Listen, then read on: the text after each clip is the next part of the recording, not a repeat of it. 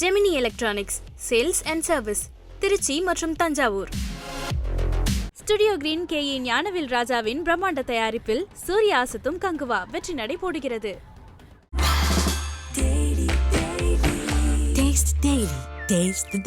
ஒன்றரை மணி நேரம் போ, ஜாலியா உட்காரு, படம் பிடிக்கலையா பாப்கார்ன் சாப்பிட்டு பிள்ளை குட்டிகளோட போ, அந்த சந்தோஷத்தை அனுபவி. நான் அவன் சொன்னதற்காக வந்தேன், இவனை பார்த்து விட்டு தான் சினிமாவிற்கு வருவேன். சரி, ஏதோ ஒரு சூழ்நிலையில OTT படம் பாக்குறேன், ஐயோ தியேட்டர்ல விட்டுட்டமேங்கிற. உன்னை விட வச்சது யாரு? இப்ப நீ எவனை தூக்கி வச்சு கொண்டாடி எந்த விமர்சனம் பின்னாடி நீ ஓடுறியோ அவன் சொன்னது கேட்டு தானே நீ இன்னைக்கு போக முடியாது. நல்ல படம் விட்டுட்டனே, ஏன் பதற? நீங்க போய் பார்த்துட்டு நீ சிவாவை திட்டணுமா திட்டு, சிவா பாராட்டணுமா பாராட்டு, சூர்யாவை திட்டணுமா திட்டு. இன்னொருத்தன் திட்டினதை கேட்டுட்டு நீ வராமல் இருக்காத, இன்னொருத்தன் பாராட்டதை கேட்டு நீ வராத. ரெண்டுமே தப்பு. இந்த சினிமா நியாயமான பாதைக்கு செல்லுமோ செல்லாதோ, இதனால சினிமா நாளைக்கு நாசமாக போனால் கூட போகட்டும். ஆனால் இந்த சினிமா யாருக்கானது? மக்களுக்கு. ஸோ இந்த கங்குவா படத்துக்கு நிறைய விமர்சனங்கள் வந்துருக்கு. அந்த விமர்சனங்கள்லாம் நீங்கள் எப்படி பார்க்குறீங்க? அது நீங்கள் கதை திரைக்கதை வசனங்களை பற்றி நீங்கள் குறை சொன்னாலோ, அதே 3Dயில் இருந்துச்சு. 2Dயில் பார்த்துட்டு வந்தவங்க ரொம்ப நல்லா இருந்துச்சு சவுண்டுனாங்க. ஸோ அதெல்லாம் கூட முதல் நாள் நடந்தது. இப்போ எல்லாமே கரெக்ஷன் பண்ணியிருக்காங்க. அதுக்கப்புறம் ஒரு பெட்டர்மெண்ட் வர்றதுக்கு வாய்ப்பு இருக்குது. சமீபத்தில் ஓடிய 2 பெரிய திரைப்படங்கள், கோடிக்கணக்கில் கலெக்ட் பண்ணிட்டு இருக்க திரைப்படங்கள் படமாக போய் பார்த்தா ஒன்றுமே இல்லை. ஆனால் இப்போ விமர்சகர்கள் ஏன் சரியாக சொன்னால், அப்போ விமர்சகர்கள் மேலே சந்தேகம் வருது. நீ என்ன வாங்கிட்டு நீ அந்த படத்தை நல்ல படம்னு நீங்கள் விசுவாசம் சூப்பராக சொன்னீங்க. அதுக்கப்புறம் கிட்டத்தட்ட ஒரு 5-6 வாரங்களுக்கு வேறு எந்த படமே ஓடலை. அவ்வளோ பெரிய சூப்பர் ஹிட். ஆனால் முதல் 2 நாள் அந்த படம் அட்டர் ஃப்ளாப்னு சொன்னாங்க. ஆமாம். ஆனால் அந்த படத்தை கொண்டாடினது ஆடியன்ஸ் போனால் பயங்கரமாக கனெக்ட் ஆச்சு. தியேட்டரில் போய் அழுதான், கொண்டாடினா, கைதட்டான், படம் சூப்பர்னால. அதைத்தான் எல்லா திரைப்படங்களுக்குமே செய்யணுங்கிறேன் நான். வணக்கம் சார். வணக்கம். எப்படி சார் இருக்கீங்க? ரொம்ப நல்லா இருக்கேன். ஓகே சார், இப்போ இந்த கங்குவா படத்துக்கு நிறைய விமர்சனங்கள் வந்துருக்கு. அந்த விமர்சனங்கள்லாம் நீங்கள் எப்படி பார்க்குறீங்க சார்? பாசிட்டிவ் நெகட்டிவ் விமர்சனங்கள் கிரியேட்டர்ஸ்க்கு எப்போவுமே பாதிக்கக்கூடாது சார். அது ஈவன் சக்ஸஸ் ஆர் லாஸ். இப்போ நம்ம விமர்சனம் பண்ணக்கூடிய எல்லாருக்குமே என்னுடைய கேள்வி என்பது, யார் ஒருத்தன் தொடர்ந்து ஜெயிக்கிறான், இல்லை யார் ஒருத்தன் தொடர்ந்து தோற்கிறான். வெற்றி தோல்வி கிடையாது, பணி செய்வதே இங்கே. இன்றைக்கி சிவாசாருங்கிறவரு கிட்டத்தட்ட ஒரு 500 கோடி ரூபாய்க்கு ஒரு படம் பண்ணியிருக்காருங்கிறது அது எவ்வளோ பெரிய நம்பிக்கை. நீங்கள் எத்தனை பேருக்கு அவர் கதை சொல்லி இன்றைக்கி ஒரு படமாக எடுத்துக்கணும். அந்த படத்தினுடைய வெற்றி தோல்வி சிவாசாரையுமே பாதிக்கக்கூடாது என்ன கேட்டால். அந்த முயற்சியில் நீங்கள் ஒரு வேளை சின்ன பின்னடைவு அடைஞ்சிருக்கலாம். அப்படி ஒரு பின்னடைவு தான் ஏற்கனவே அஜித் சார் படம் விவேகம் பண்ணிட்டு அடுத்து இமீடியட்டாக விசுவாசம் பண்ணி சூப்பர் டூப்பர் ஹிட் கொடுக்கலையா? அது அந்த வருடத்துடைய மிகப்பெரிய திரைப்படமாக மாறுது. ஸோ திரும்ப ஒரு கம்பேக் இன்னொரு பெரிய திரைப்படம் பண்ணுவார். ஆனால் கங்குவாங்கிறத பொறுத்த வரைக்கும் இப்போ நானும் ஒரு விமர்சகன் தானே, நீங்களும் ஒரு விமர்சகர் தான், எல்லாருமே விமர்சகர்கள் தான். என்னை பொறுத்த வரைக்கும் கங்குவா என்பது ஸ்க்ரீனில் நியூ எக்ஸ்பீரியன்ஸ். ஆமாம். என்னை பொறுத்த வரைக்கும் அது நீங்கள் கதை திரைக்கதை வசனங்களை பற்றி நீங்கள் குறை சொன்னாலோ, சவுண்டில் கொஞ்சம் டிஸ்டர்பன்ஸ் இருந்தது. அது தியேட்டர் காரணமாக இல்லை மிக்ஸில் எதுவும் ப்ராப்ளம் தெரில. பட் அதே 3Dயில் இருந்துச்சு. 2Dயில் பார்த்துட்டு வந்தவங்க ரொம்ப நல்லா இருந்துச்சு சவுண்டுனாங்க. ஸோ அதெல்லாம் கூட முதல் நாள் நடந்தது. இப்போ எல்லாமே கரெக்ஷன் பண்ணியிருக்காங்க. அதுக்கப்புறம் ஒரு பெட்டர்மெண்ட் வர்றதுக்கு வாய்ப்பு இருக்குது. அப்புறம் இப்போ விமர்சகர்கள் ஒரே அடியாக ஒரு திரைப்படத்தை அடுத்த ஷோக்கே ஆளுங்க போகாத அளவுக்கு பண்ணுறதெல்லாம் ரொம்ப க்ரைம். அது ஆக்சுவலாக அதெல்லாம் கொஞ்சம் சட்டப்படி நடவடிக்கை எடுக்க வேண்டிய ஒரு வேலைகள். ஒரு குறைந்தபட்சம் முன்னாடியெல்லாம் திரை விமர்சனம்னு ஒன்று வரும், சன் டிவி இந்த மாதிரி டிவிகளில் வரும். அது ஒரு வாரம் டைம் இருக்கும். அந்த ஒரு வாரத்துக்குள்ளே நல்லதோ கெட்டதோ போய் பார்த்துருவாங்க மக்கள் படத்தை. இப்போ நம்ம எல்லாருமே படம் பார்ப்பதை விட விமர்சகர்கள் என்ன சொல்கிறாங்கன்னு பார்க்குற சூழல் வந்துருச்சு. இப்போ அதுலேயும் என்ன தப்பு நடக்குதுன்னு கேட்டிங்கன்னா, சமீபத்தில் ஓடிய 2 பெரிய திரைப்படங்கள், கோடிக்கணக்கில் கலெக்ட் பண்ணிட்டு இருக்க திரைப்படங்கள் படமாக போய் பார்த்தா ஒன்றுமே இல்லை. அது ஆனால் இப்போ விமர்சகர்கள் ஏன் சரியாக சொன்னால், அப்போ விமர்சகர்கள் மேலே சந்தேகம் வருது. நீ என்ன வாங்கிட்டு நீ அந்த படத்தை நல்ல படம்னு. இப்போ நீ OTTயில் கழுவி ஊற்றுறான்ட்டு இந்த படத்தை ஏடா நல்ல படம்னு சொன்னீங்கன்றான். அப்போ நீங்கள் சீட்டிங் தானே பண்ணிவிட்டீங்க, மக்களை ஏமாற்றிவிட்டீங்களா இல்லையா? விமர்சகர்கள்லையும் ஏமாத்துறவங்க இருக்கத்தானே செய்கிறாங்க. விமர்சகர்கள் அவர்களுக்கு குறைந்தபட்ச நியாயமாவது வேணும். திரைப்படம் எடுப்பது என்பது பல ஆயிரம் கோடி சம்மந்தப்பட்டது. நீங்கள் வச்சுருக்கிறது அதிகபட்சம் ஒரு 50,000 ரூபா கேமரா, உங்கள் வாயை தவிர வேறு எதுவுமே கிடையாது. அவ்வளோதானே. அவ்வளோதான். உங்களுடைய அதிகபட்சமாக என்ன வச்சுருக்கிறீங்க? இன்னும் செல்ஃபோன், சில பேர் செல்ஃபோன், அது கூட நீங்கள் உபயோகப்படுத்துகிற செல்ஃபோனில் ஒரு பகுதி தான், அது போக உங்கள் வாய். இது ரெண்டையும் நீங்கள் பயன்படுத்திட்டு ஒருத்தனுடைய முயற்சியை ஒரே அடியாக இலக்காரம் செஞ்சு அதை பணமாகாமல் போகும்போது, நீங்கள் எதுக்கு எடுத்தாலும் ஹாலிவுட்டுங்கிறீங்களா? எப்போ ஹாலிவுட் வரும் போய்ங்க? எப்போ நல்ல படம் வரும்? நீங்கள் ஏற்கனவே நல்லா இல்லாத படத்தையே நல்ல படமாக்கியிருக்கீங்க, அதுவும் தப்பு. அப்புறம் ஒரு படம் புது முயற்சி, அதில் கதை திரைக்கதை அது இல்லை இது இல்லை, மொத்தத்தில் சூரமக்கா ஆய்வு நீங்கள் ஒன்று போட்டு நீங்கள் போயிடுவீங்க. உங்களுக்கு 52,000 ரூபாயில் வட்டி காசு கூட கிடையாது. அது 5 பைசா 10 பைசா வருமா ஒரு நாளைக்கு நீங்கள் செலவு பண்ணுற வட்டி காசு உங்கள் கேமராவுக்கு? படம் 500 கோடி போட்டு படம் எடுத்திருக்கான். ஸோ இதெல்லாம் கொஞ்சம் இண்டஸ்ட்ரி ரொம்ப கவனிக்கப்பட வேண்டிய விஷயங்கள். அப்புறம் இன்னொன்று, ஆடியன்ஸ் மேனிப்புலேஷன் வந்து இன்னைக்கு பெரிய வியாபாரமாக இருக்குது. மக்களுடைய மனதை திருடுவது, மக்களுடைய மனதை கவருவது, மக்களை ஏமாற்றுவதையும் இப்போ சினிமா செஞ்சுக்கிட்டு இருக்கு. பெரிய நிறுவனங்கள், பெரிய கதாநாயகர்கள் போன்றவர்கள் வந்து அவங்கக்கிட்ட இருக்கக்கூடிய வசதிகளை வைத்து ஏமாற்றி தியேட்டருக்குள்ளே வர வைக்கிறதும் இருக்குது. நல்ல திரைப்படங்கள், இப்போ ஒரு படத்தின் பேரை சொல்கிறது ஒன்றும் தப்பு இல்லை. இன்னைக்கு சட்டமேன் கையல்னு ஒரு படம் சதீஷ் பண்ணியிருக்காரு. படம் பார்த்தீங்களா? படம் பார்த்துட்டேன். Extraordinary film. ஏன் அந்த படம் வந்து அந்த காலகட்டத்தில் வந்து உங்களால் ஓட வைக்க முடியல? ஏன்னா அது சதீஷ். அந்த நிறுவனம் இப்போ இருக்கக்கூடிய பெரிய வியாபார நிறுவனம் அந்த படத்தை வாங்கி ரிலீஸ் பண்ணல. ஸோ இப்போ சமீபத்தில் ஓடிட்டு இருக்க ஒரு படத்தை பெரிய வியாபார நிறுவனம் வாங்கி அவங்க போட்ட காசுக்கு மேலே லாபம் எடுக்கிறதுக்கு அது 5 வாரம் 6 வாரம் ஓட்டுறதுக்கான ஒரு வேலையை இன்றைக்கி வரையும் செஞ்சுட்டு இருக்காங்க. அதுக்குள்ள ஒரு அரசியல் கிளர்ச்சிகளை ஏற்படுத்துகிறாங்க, மக்களை மெனிப்புலேட் பண்ணுறாங்க, நல்லா இல்லாத படத்தை நல்லா இருக்குன்னு சொல்ல வைக்கிறாங்க, ஐயோ நான் அழுது கதறிட்டேன்னு போய் சொல்ல வைக்கிறாங்க, அதுக்கு 4 பேரை அழ வைக்கிறாங்கன்னு சொல்லிட்டு இட்ஸ் கம்ப்ளீட்லி ஒரு சீட்டிங் ஏரியாவும் சினிமாவில் இருந்துக்கிட்டு தான் இருக்குது. என்னை பொறுத்த வரைக்கும் நான் இந்த இன்டர்வியூ மூலமாக ஆடியன்ஸுக்கு சொல்கிறது, நீங்கள் திரையரங்கிற்கு சென்று சரியான திரைப்படமோ தவறான திரைப்படமோ நீங்கள் பாருங்கள். It's is your choice. நான் என்ன கேட்குறேன், நீங்கள் வந்து டெய்லி காலையில் இட்லி சாப்பிட்ணுமா சட்னி சாப்பிட்ணுமான்னு புழு சட்டம் வரன்ட்டு கேட்டால் சாப்பிட்றீங்க? உங்கள் இஷ்டத்துக்கு தானே சாப்பிட்றீங்க. உங்களுடைய ஒவ்வொரு நாள் வாழ்நாளையும் எவன்ட்டையாவது ஒருத்தன் கடன் வாங்கியா வாழறீங்க? உங்கள் இஷ்டத்துக்கு நீங்கள் வாழலை. உங்களுக்கான திரைப்படத்தை கூட உங்கள் இஷ்டத்துக்கு நீங்கள் பார்க்க மாட்டீங்களா? அதுக்கு ஒருத்தன் தேவையா? ஒருத்தன் கூப்பிட்டு நல்லா இருக்கு தான் சொன்னால் தான் போவீங்கன்னா நீங்கள் பொண்ணு எப்படி பார்த்தீங்க? இன்னொருத்தன் பார்த்து நல்லா இருக்குன்ற பொண்ணையா நீங்கள் பார்த்தீங்க? உங்களுக்கு பிடிச்சிருந்துச்சு கல்யாணம் பண்ணிக்கிட்டீங்க. நல்லது கெட்டது நீங்கள் டாலரேட் பண்ண போகிறீங்க. அதுக்கு எதுக்கு ஒரு விமர்சகன்? உங்களுக்கு விமர்சனங்கள் செஞ்சுட்டு போட்டுமே, அதே மக்கள் போய் எடுத்துக்கணும். அதெல்லாம் அவர் எழுதியிருக்கான், அவர் சொன்னால்தான் நான் படம் பார்ப்பேன், அவர் சொன்னால் தான் நீ சோறு திம்பியா, அவர் சொன்னால் தான் நீ வெளிக்கு போவியா, அவர் சொன்னால் தான் நீ கல்யாணம் பண்ணிப்பியா, அவன் சொன்னால் தான் வாழ்வியா, நாளைக்கால நீ செத்து போயிருவியா?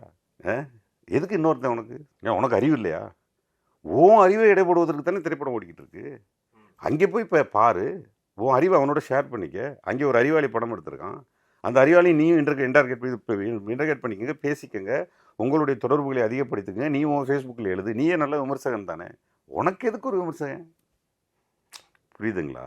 இந்த சீட்டிங்குள்ளே நீ போய் ஏன் மாட்டிக்கிற? அது அவனுடைய வியாபாரம். விமர்சகங்கிறவன் அது அவனுடைய வியாபாரம். இன்னைக்கு இந்த படம் நல்லா இருக்கு நல்லா இல்லைன்னு 2 பேர் மைக்க பிடிச்சி சுற்றிருக்கு, அது அவனுடைய வியாபாரம். நீ பல லட்சம் வியூவர்ஸாக மாற லட்சக்கணக்கான பணத்தை சம்பாரிச்சுட்டு அவன் போகிறான். அந்த குழிக்குள்ளே போய் நீயே விளற. திரைப்படம் எடுப்பது உனக்கு, அவனுக்கு இல்லை. இங்கே விமர்சனம் பண்ணிட்டு இருக்கான ஒரு 20, அவனுக்கு இல்லை திரைப்படம், அது உனக்கு. அங்கே நீ போய் பாரு, நல்லது கெட்டது நீ சொல்லு. 3ஆம் பேரை நீ தான் நல்ல படம் இல்லைன்னு சொன்னேன். அந்த படம் இன்றைக்கி தூக்கி வச்சு கொண்டாடுற திரைப்படமாக இருக்குது. உதிரிப்பூக்களை நீ தான் அவாய்ட் பண்ண, இன்றைக்கி தூக்கி வச்சு கொண்டாடுற திரைப்படமாக இருக்குது. இன்றைக்கி நீ வருத்தப்படுறல்ல, ஒரு ரசிகனா, சே இந்த 2 படங்களையும் தூக்கி வைத்து கொண்டாடி இருக்கலாமே அப்படின்னு சொல்லி நீ வருத்தப்படுறல்ல. இந்த மாதிரி ஒவ்வொரு திரைப்படத்தையும் போய் நீ பார்த்துட்டு நீ விமர்சனம் பண்ணு, நீ ஜட்ஜ் பண்ணு. அது உனக்கானது. அது சத்தியமாக 10 பேர் கேமரா தூக்கி கொண்டு நீங்கள் வந்து படம் பார்க்க வேண்டும் பார்க்க வேண்டாம்னு 2 பேர் அது அவனுக்கானது அல்ல. சினிமா அது உனக்கானது. 2.5 மணி நேரம், வெறும் 2.5 மணி நேரம். 2.5 மணி நேரம் போ, ஜாலியாக உட்காரு. படம் பிடிக்கலையா பாப்கார்ன் சாப்பிடு, பிள்ளை குட்டிகளோடு போ, அந்த சந்தோஷத்தை அனுபவி. நான் அவன் சொன்னதற்காக வந்தேன், இவனை பார்த்து விட்டு தான் சினிமாவிற்கு வருவேன். என்ன நீ அவனுக்கு நீ எதுக்கு காசு கொடுக்கணும்? இப்போ அவன் சொல்லிட்டான், நீ பார்க்கல, சரி ஏதோ ஒரு சூழ்நிலையில் ஓடிடியில் படம் பார்க்குற, போக முடியும் தூரம் இல்லைன்னு ஒரு படத்தை போய் பார்க்குற, ஐயோ தேட்டரில் விட்டுட்டமேங்கிற. உன்னை விட வச்சது யாரு? இப்போ நீ எவனை தூக்கி வச்சு கொண்டாடி எந்த விமர்சகன் பின்னாடி நீ ஓடுறியோ அவன் சொன்னதை கேட்டு தானே நீ இன்னைக்கு போக முடியும். நல்ல படம் விட்டுட்டனே, நந்தன் நல்ல படம் விட்டுட்டனே, ஏன் பதற? நீ தேட்டரில் போய் பார்க்க வேண்டிய திரைப்படம் அவன் உன்னை கெடுத்துட்டான், அவன் உன்னை தப்பாக மேனிப்புலேட் பண்ணிட்டான். அதே மாதிரி நீ போய் பார்த்து கொண்டாடின ஒரு படம், அது நீ ஓட்டிட்டு காரி துப்புறான், இப்போ நீயும் துப்புற சேர்ந்து. உன்னை போய் தேட்டரில் ஒரு 150 ரூபா பணத்தை கொடுக்க வச்சது இதே விமர்சகன் தான். எதுக்காக உன்னை போய் அங்கே பார்க்க வச்சான்? அவன் வாங்கின காசுக்கு உன்னை கொண்டே பார்க்க வச்சிட்டான். அவன் வாங்கின 5000த்துக்கோ 10,000த்துக்கு 20த்துக்கு உன்னை கொண்டே பார்க்க வச்சிட்டான். பலிகடா யாரு? ஆடியன்ஸ். ஆடியன்ஸ்க்கு என்னுடைய தாழ்மையான கருத்து, திரைப்படங்களை நீங்கள் போய் பார்த்துட்டு நீ சிவாவை திட்டணுமா திட்டு, சிவாவை பாராட்டணுமா பாராட்டு, நீ சூர்யாவை பாராட்டணுமா பாராட்டு, சூர்யாவை திட்டணுமா திட்டு. இன்னொருத்தன் திட்டினதை கேட்டுட்டு நீ வராமல் இருக்காத, இன்னொருத்தன் பாராட்டதை கேட்டு நீ வராத. 2மே தப்பு.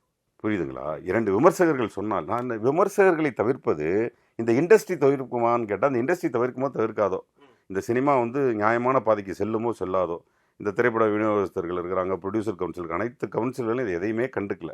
இதனால் சினிமா நாளைக்கு நாசமாக போனால் கூட போகட்டும். ஆனால் இந்த சினிமா யாருக்கானது? மக்களுக்கானது. மக்கள் தீர்க்கமான முடிவு எடுக்கணும். ஒரு திரைப்படத்தை நான் பார்ப்பேன், அது சரியா இல்லையா என்று நான் சொல்வேன். நீ யாரா விளக்கன்னு கூப்பிட்டு விமர்சகர்களை கேள்வி கேளுங்கள். அது வராத பட்சத்தில் இந்த சினிமா நல்ல சினிமாக்களை உங்களுக்கு பார்க்க விட மாட்டான், தவறான சினிமாவை பார்க்க வச்சுட்டு அவன் சம்பாரிச்சிட்டு போயிடுவான். இது மக்களுக்கான தண்டனைன்னு நான் சொல்கிறேன். நீங்கள் எதையெல்லாம் நீங்கள் வந்து உதாசீனப்படுத்துகிறீர்களோ, எதையெல்லாம் வந்து தவிர்க்கிறீர்களோ, அதெல்லாம் மக்களுக்கு ஆபத்தாக போய் முடிஞ்சிடும். இன்றைக்கி சினிமாவை நீங்கள் தவிர்க்கிறீங்க. யாரை வச்சு தவிர்க்கிறீங்க? விமர்சகர்களை வச்சு தவிர்க்கிறீங்க. இது தவிர்க்க இந்த சினிமாவில் இருக்கக்கூடிய விஷத்தை நீங்கள் அருந்துவீர்கள்.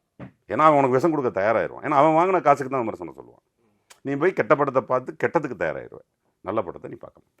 ஓகே சார், இப்போது ரிவ்யூவர்ஸ் அவங்கள தாண்டி நிறைய பப்ளிக்கே வந்துட்டு நிறைய நல்ல படங்களுக்குமே எந்த படம் வந்தாலுமே முதல்ல அவங்கள பெரிய சினிமா ரசிகர்களாக காட்டிக்கிறதுக்காகவா இல்லை எதுக்காகவா தெரில நெகட்டிவாக சொல்கிறது, நெகட்டிவாக பேசினா நம்ம வைரல் ஆகும்னு நினைக்கிறதா இருக்கட்டும்.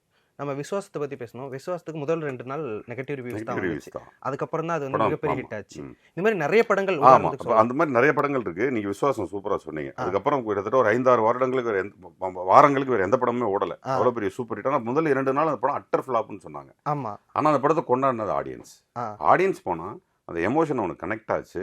அந்த அப்பா பொண்ணுக்கு எமோஷன் பயங்கரமாக கனெக்ட் ஆச்சு. அவன் தியேட்டரில் போய் அழுதான், கொண்டாடினான், கைதட்டான். படம் சூப்பர்னால அதைத்தான் எல்லா திரைப்படங்களுக்குமே செய்யணுங்கிறேன் நான். எல்லா திரைப்படங்களுக்கும் அதான் செய்யணும். நான் என் காதலே ஒருத்தர் சொல்கிறாரு, என்னுடைய வேறு ஒரு திரைப்படத்திற்கு அவர் விமர்சனம் பார்த்தேன், அவர் நல்லா இல்லைன்ட்டார். நான் போகல. எதுக்கு? போகும்படம் தூரம் இல்லைக்கு. அதே போகும்படத்தில் அவர் வந்து விமர்சனம் எழுதினார். நான் கூப்பிட்டேன், என்ன சூப்பர் படங்க, ஏன் தியேட்டரில் பார்க்க விட்டுட்டேங்க, ஏன் விட்டீங்க? அந்த விமர்சனம் சொன்னதை நான் நம்பினேங்க. ஏங்க நீங்கள் அதை நம்பினீங்க? இதில் ஏமாற்றப்பட்டது யார்? சினிமா என்பது யாருக்கானது? உனக்கானது. நான் உன்னை வந்து கட்டாயப்படுத்தி காலர் பிடிச்சலாம் தியேட்டருக்கு கூப்பிடல. நீ 2.5 மணி நேரம் நீ என்டர்டெயின் பண்ணணும்னு நினைக்கிறப்பெல்லாம் தியேட்டருக்கு தானே வர்ற. அதுக்கே இடையில புரோக்கர். நீ எங்கேயெல்லாம் புரோக்கரை செலக்ட் பண்ணுறியோ அப்போல்லாம் புரோக்கருங்கிறது என்ன? நீங்கள் ஒரு வீடு வாங்க போகிறீங்க, 75 லட்சம், இடையில ஒருத்தர் இருந்தானா 77 லட்சம். அந்த 2 லட்சத்தை நீ ஏன் இழக்கிற? உனக்கு தான் நேரடியான வாய்ப்பு தேட்டரில் படம் வருது, போய் பார்க்க வேண்டியது தானே. இதுக்கு நடுவில் என்ன அவன் சொன்னான், இவன் சொன்னான், இவன் நன்றாக சொன்னான், இவன் இந்த விவாதமே பெரும் விவாதமாக போயிட்டுருக்கு. இவன் சொல்லலாம் சொல்லாட்டி போகிறான், அவன் வேலை வேறு என்னவோ இல்லைங்களா? நீங்கள் பாட்டு போய் தேட்டரில் போய் படம் பார்க்கலன்னா பேசாமல் இருங்க. இது 2க்கும் நடுவில் உங்களுக்கு எதுக்கு புரோக்கர்ஸ்ன்னு கேட்குறேன். சார், வழக்கமான கதாபாத்திரங்களை தாண்டி கங்குவாவில் கொஞ்சம் வித்தியாசப்பட்டே உங்களோட கதாபாத்திரம் எழுதப்பட்டிருந்தது. முதல்ல அந்த கதாபாத்திரத்தை சொல்லும் போது உங்களுக்கு எப்படி இருந்தது? ஃபர்ஸ்ட்டு டேரக்டர் இன்வைட் பண்ணியிருந்தாங்க. அவங்க ஆஃபீஸ் போயிருந்தப்போ ஒரு ஃபோட்டோ தூக்கி போட்டார். பார்த்தா ஒரு ஒயிட் கலரில் இப்போ இருக்க ஆல்மோஸ்ட் இதே கேட்டப்போ, ஆனால் ஃபுல் ஒயிட். எப்படி சார் இருக்குது அப்படின்னா, சார் பயங்கரமாக இருக்குது சார், இது உங்களுக்கு பொருத்தமாக இருக்குமா அப்படின்னு கேட்டார். ஐயோ சார் நீங்கள் தான் சொல்லணும், பொருத்தமாக இருக்கும், ஒரு மேக்கப் டெஸ்ட் பண்ணி பார்க்கலாம். அதுக்கு முன்னாடி அந்த கேரக்டர் மியாசன்கிற கேரக்டரை பற்றி நான் சொல்லிட்டேன். ஒரு கேம்ஸ் ஆஃப் துரன், வைக்கிங், இந்த மாதிரியான ஒரு பேட்டர்ன் ஃபிலிமு அப்படின்னு சொல்லிட்டு அந்த லைன் சொன்னாங்க. ரொம்ப பிடிச்சிருந்தது. அப்புறம் மேக்கப் டெஸ்ட் பண்ணி பார்த்தோம். அது இவிபியில் எல்லாருக்கும், எல்லா நடிகர்களுக்கான மேக்கப். எனக்கு மேக்கப் பண்ணி பார்த்தோன்னா பயங்கர ஷாக். இல்லை நான் என்ன நினச்சனோ அது இருக்குது அப்படின்னு சொல்லி சொன்னார். என்னென்னா லைக் அந்த ஃபோட்டோ கொண்டாந்து வீட்டில் என் ஒய்ஃப்ட காமிச்ச கூட பார்த்துட்டு யார் அப்படின்னாங்க. அப்புறம் என்ன யாருன்னு கேட்குறீங்க, அப்புறம் படம் வந்தால் என்ன சொல்லுவாங்க, ரொம்ப நேரம் ஆகும் நீங்கள் யாருன்னு கண்டுபிடிக்க. ஸோ என்னோடய வாய்ஸ் இருக்கிறதுனால தான் அது கொஞ்சம் ஈஸியாக நானே கண்டுபிடிக்க முடியும், இல்லைன்னா கஷ்டம். ஸோ இது ரொம்ப கிரேட் எக்ஸ்பீரியன்ஸ் எனக்கு இந்த கேரக்டர். ஓகே, இப்போ இன்னொரு விஷயம், உங்களோட ப்ளஸ்ஸு அந்த வாய்ஸ் தான். இப்போ அந்த வாய்ஸுமே லைட்டாக வேற மாதிரி தான் மாடுலேட் பண்ணி படத்தில் பேசியிருப்பீங்க. அந்த மொழி வேறையா இருக்குது. ஓகே, அவங்க ஒரு மதன் கார்கி சார் எழுதியிருக்காங்க. ஸோ அந்த ரொம்ப ஆதி தமிழ்னு வரும்போது, இப்போ இந்த தமிழ்னா நம்ம ஈஸியாக அதை ப்ரொனவுன்ஸ் பண்ணி சொல்லிடலாம் ஈஸியாக. அதுங்கிறப்போ கொஞ்சம் கஷ்டப்பட்டு தான் பேச வேண்டியிருந்தது. ஓகே, அதுக்கு ஒரு அந்த சவுண்ட் அப்ஸ் அண்ட் டவுன் இருந்தது. இப்போ நம்ம நார்மலாக பேசுகிற ஒரு ரிதம் இருக்கும் இல்லையா, அந்த ரிதம்லேருந்து கொஞ்சம் சேஞ்சஸாக இருந்தது அது. ஓகே, போஸ் வெங்கட் அவர்கள் அப்படின்னாலே பொதுவாக கதாபாத்திரங்கள் எப்படி கூப்பிடுவாங்கன்னா, ஓகே ஃபிட்டாக அப்படி நேர்மையாக அப்படி நிற்கணும், நின்று இப்படி பேசணும், அந்த மாதிரியான ஒரு வெடப்பான ஒரு ஆளாக தான் நம்ம பார்த்துக்கிட்டு இருக்கும் போது இந்த படத்தில் அப்படி கம்ப்ளீட்டாக அவர் வந்து வெடப்பாலாம் இருக்க மாட்டார். அப்படியே அப்படி குனிஞ்சிட்டு அந்த சகுனித்தனம் பண்ணுறது, இந்த மாதிரி பாடி லாங்குவேஜ் கொண்டு அதை கம்ப்ளீட்டாக மாற்றிருப்பீங்க. முதல்ல இந்த கேரக்டருக்கு நீங்கள் தான் சரியாக இருப்பீங்கன்னு அவர் எப்படி யோசிச்சாருன்னு எதுவும் சொன்னாங்களா? எனக்கு அதுவே ரொம்ப டவுட்டாக இருந்தது. நான் கேட்டேன், என்ன சார் எனக்கு இவ்வளோ பெரிய கேரக்டராக இருக்குது. இல்லை நல்லாயிருக்கும், அது கொஞ்சம் நடிக்கிறத கரெக்டாக யார் புரிஞ்சுக்கிறாங்களோ அவங்களால பண்ண முடியும். அது சரி, நீங்கள் ரொம்ப ஈஸியாக புரிஞ்சு நடிக்கிற ஆள், அதனால் உங்களுக்கு புரியும் அப்படின்னாரு. பட் அது கதை சொல்லும்போது கூட அது எனக்கு கரெக்டாக அதை அண்டர்ஸ்டாண்ட் பண்ணிக்க முடியல. ஒரு சின்ன டவுட் இருந்துகிட்டே இருந்தது. அது இந்த பிகினிங்கில் அந்த ஆதி நெருப்பை தான் ஃபஸ்ட்டு எடுத்தது. ஸோ அதில் ஒரு வாக் இருக்கும். அது ஒரு 2-3 நிறைய ஃபுட்டேஜஸ் எடுக்க வேண்டியது. பட் எனக்கு வீட்டில் அப்போ ஒரு சின்ன சம்பவம், அதனால் பண்ண முடியல. அப்போவே சூர்யா சார் நானும் பக்கத்துலேயே இருந்தோம். அவரால் கண்டுபிடிக்க முடியல சூர்யா சார். ரொம்ப லேட்டாக தான் நீங்கள் அப்படின்னாரு. அதுவும் பேசினது ஓ பக்கத்துலேயே நின்னேன். அவரால் கண்டுபிடிக்க முடியல. ஸோ அந்த டைமில் கொஞ்சம் அந்த பெண்ட் பண்ணி நடக்கிறது, அந்த லுக்கு அதெல்லாம் பண்ணி காமிப்போ ரொம்ப எல்லாம் 100% நல்லா இருக்கு, இது பயங்கரமாக சூட் ஆகுனாரு. பட் எங்கே வந்து நான் உண்மையிலே ஓஹோ இது ரொம்ப சிரமப்பட்டு நடிக்க வேண்டியதுன்னு தெரிஞ்சேன்னா கொடைக்கானலில் தான் அந்த அந்த சஃபர் நடந்துட்டு இருக்கும். அதில் நான் ரோட் போயிட்டு வர்ற மாதிரி ஒரு இருக்கும் இல்லையா, அதில் வந்து நடிக்கும்போது தான் கொஞ்சம் சிரமமாக இருந்தது.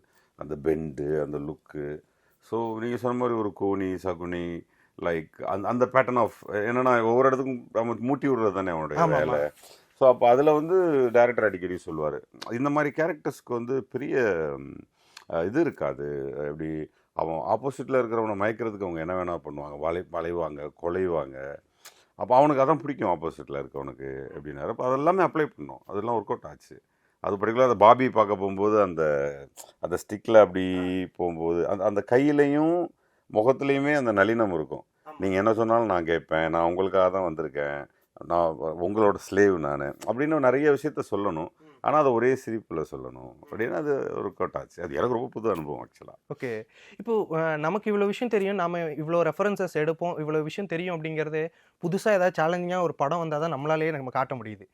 அந்த அந்த விஷயம் வந்துட்டு ரொம்ப நாள் கழிச்சு உங்களுக்கு அது கிடைக்குது அப்படிங்கும்போது அது எந்த அளவுக்கு கிஃப்டா நீங்க நினைச்சீங்க? எனக்கு அது கவனில் அது கிடைச்சது. எனக்கு கவன் நான் நடிக்கும்போது ரொம்ப சிரமப்பட்டேன். என்ன சார் இப்படி இருக்கு, ஒரு ஃப்ரீ ஃப்ளோவாக ஒருத்தனா இருக்கானே. கேவி சார் இருந்தாங்க அப்போது. அப்படின்னா இல்லை நீ சும்மா பண்ணு, ஃபன்னாக பண்ணு. அந்த மிக்சர் சாப்பிட்றது இப்போ கசக்கும் போதெல்லாம் அந்த கண்ணில் இலங்கெல்லாம் சின்ன சின்னதெல்லாம் இருக்கும், நீ வாடி பண்ணு, கேஷுவலாக பண்ணு அப்படிம்பார். பாடி லாங்குவேஜில் சார் என்ன சார் பண்ணணும் அப்படின்னா, நீ உனக்கு ஒன்று வரும்ல அதை விட்டுட்டு நீ நிறைய பொலிட்டீஷியன்ஸ் பார்த்துருப்பில்ல, நீ அதை பண்ணு அப்படிம்பார். அது எல்லாமே ஒர்க் அவுட் ஆச்சு கவனில். அப்புறம் அந்த இன்டர்வியூ போனோடனே விஜய் சேதுபதி சார் சொன்னார், நீங்கள் கெட்டப்பாகவும் நீங்கள் உட்காந்துருக்கிறதுமாவே வேற ஒன்றா இருக்குது சார், இப்போ நம்ம வேற ஒன்று பேசிட்டோம்னா அது அப்படியே மாறிடும் சார்பார். ஸோ அப்போ உடனே அதை பேசி அதை சரி பண்ணோம். அது நடிகர்களாக நமக்கே வந்து ஒன்று கிடைக்கும் போது தான் நம்மளால் பண்ண முடியுமா, இது நமக்கு சூட் ஆகுமா, இது எல்லாமே ஸ்க்ரீனில் பார்க்கும்போது தான் தெரியுது.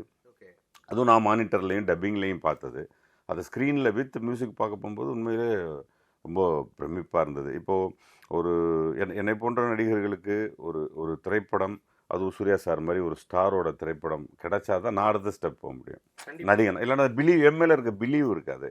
நான் சீரியல்லேருந்து வரும்போது எனக்கு என்ன பெரிய பிரச்சனையாக இருந்ததுன்னா, என்னை எங்கே கொண்டு ஒப்பீடு பண்ணுவாங்க. இப்போ இந்த சைடு ஒரு ஹீரோ இருப்பார், அவர் அப்போ தான் 5 சூப்பர் ஹிட் கொடுத்துருப்பாரு, நான் சீரியல்லேருந்து வந்திருப்பேன்.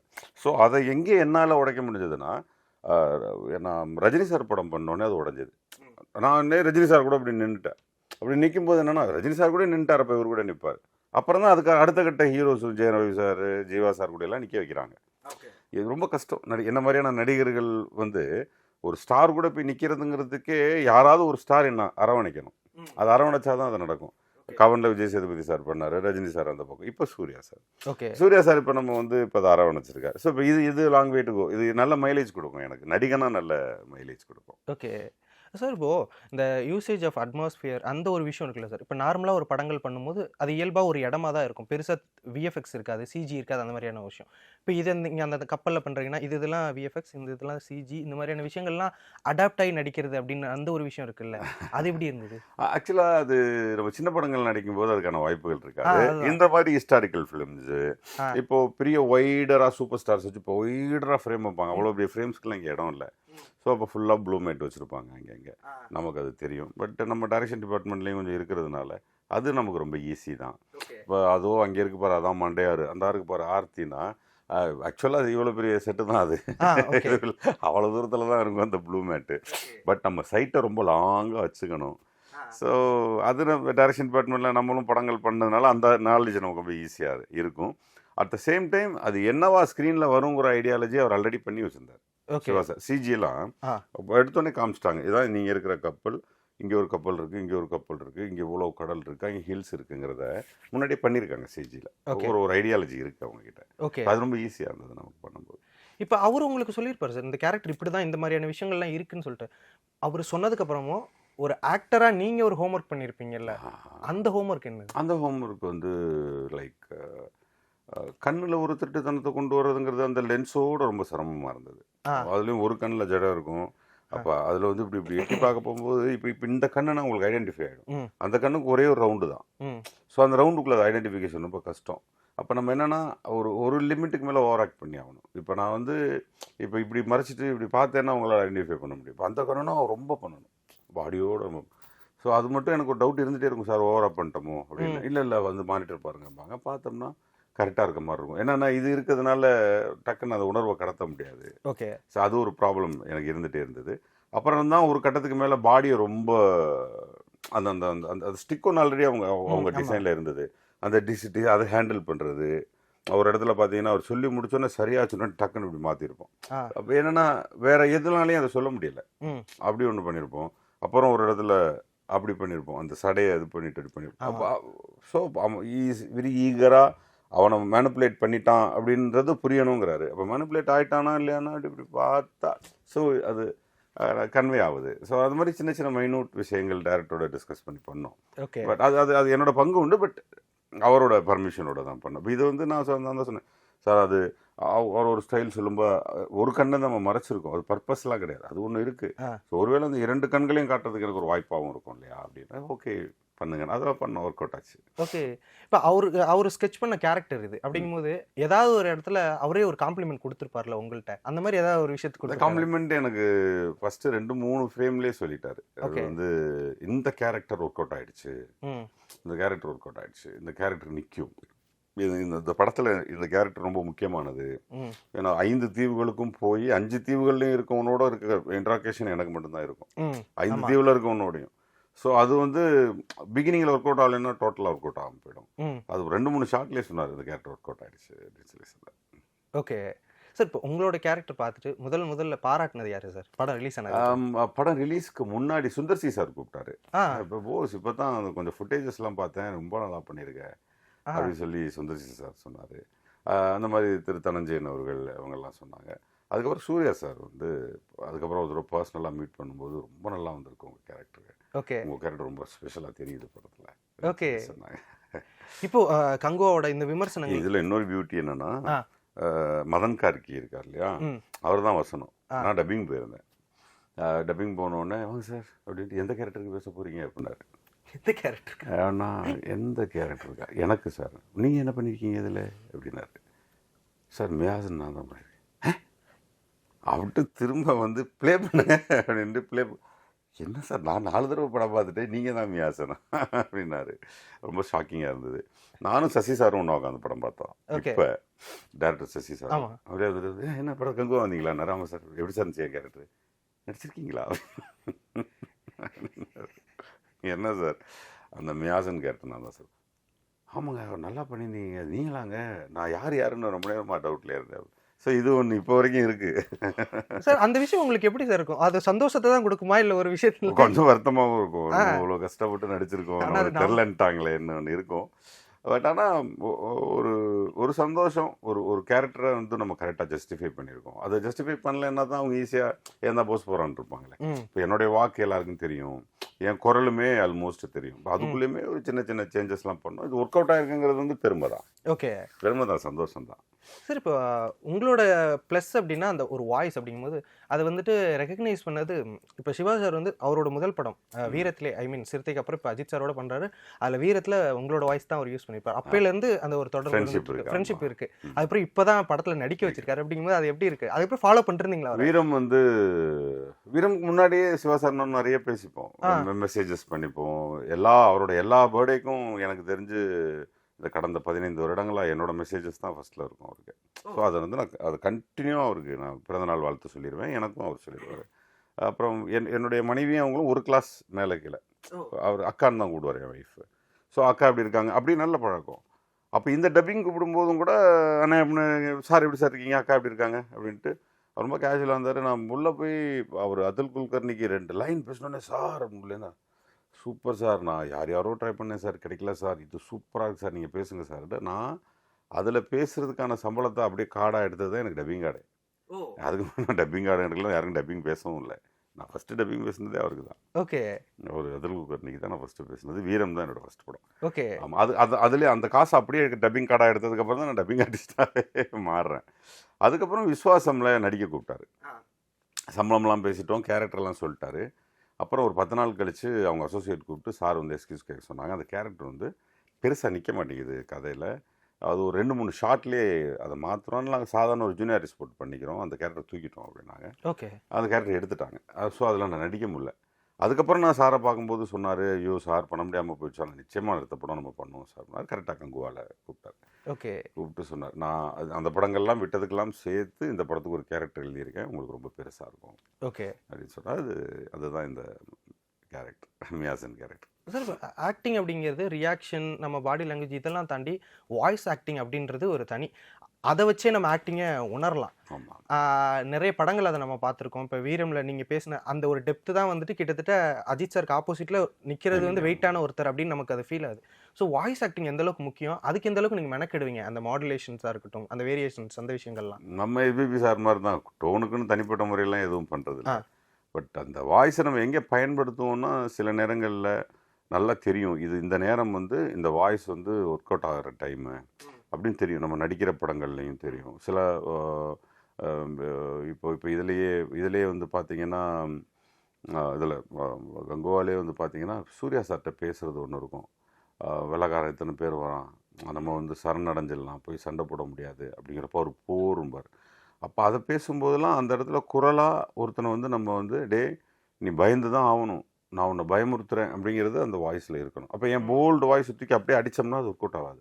அப்போ அதை போய் வளைஞ்சினது, ஐயோ இத்தனை பேர் வரா, அது இருக்குது நீ பயப்படணும் அப்படின்றத மாடுலேஷனாக பண்ணுறோம். அது அவர் அதுக்கப்புறம் அவர் என்ன சொல்கிறாருன்னு பார்க்கும்போது தான் அவர் ரியலைஸ் பண்ணிட்டு இல்லை நான் போருக்கு தயாராவேன் அப்படிம்பார். ஸோ அப்போ அது டப்பிங் பேசும்போது நமக்கு தெரியுது நம்ம ரொம்ப போல்டாக வந்து அவன் பயமுறுத்துறதுல 2 ஆப்ஷன் இருக்குது. ஒரு ஆப்ஷன் அவன் வரான் என்ன நடக்கும் தெரியுமா அப்படின்னு பயமுறுத்துறது ஒன்று இருக்குது, அது இல்லை இது. ஸோ டோட்டலாகவே நானே பயந்துட்டேன், ஐயோ எனக்கே இது ரொம்ப ஷாக்கிங்காக இருக்குது, நீங்கள் இதை எப்படி தாங்கிக்க போகிறீங்க அப்படிங்கிறப்போ அது டோட்டலாக அதுக்கு ஒரு குழஞ்சு ரொம்ப மைல்டான ஒரு வாய்ஸ் எடுக்க வேண்டியிருக்கு. இது நம்ம ஒவ்வொரு சீன் பார்க்கும்போதும் நமக்கு அது ஒருவேளை நடிக்கும்போது கூட நம்ம முன்ன பின்ன நடிச்சிருக்கலாம். பட் டப்பிங் பேசும்போது இதை வாய்ஸாக நம்ம வந்து இந்த இந்த இந்த இந்த கேரக்டர் நம்ம அடுத்தடுத்துக்கு எடுத்துகிட்டு போகிறதுக்கு என்ன பண்ண முடியும் அப்படிங்கிறத நம்ம பண்ணிக்கிட்டே இருப்போம். எப்போவுமே நிறைய விஷயங்கள் பகிர்ந்துக்கிட்டீங்கண்ணே. உங்களுடைய இந்த தகவல்கள், கருத்துக்கள் நிறைய பேருக்கு பயனுள்ளதாக இருக்கட்டும். உங்களுடைய நேரத்திற்கும் கருத்திற்கும் நன்றிண்ணே. Thank you. Gemini Electronics sales and service, Tiruchi மற்றும் Thanjavur. Studio Green KE Gnanavel ராஜாவின் பிரம்மாண்ட தயாரிப்பில் சூர்யா அசத்தும் கங்குவா வெற்றி நடை போடுகிறது. Taste the Daily.